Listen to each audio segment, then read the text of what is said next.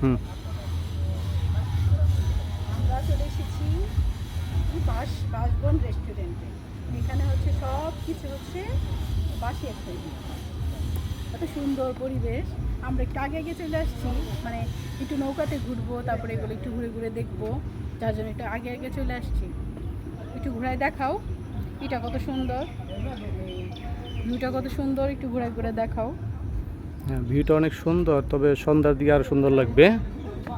এখন অনেক রোদ তো, মানুষজন এখনো আসে নাই, কেবল কিছু কিছু লোকজন আসতেছে।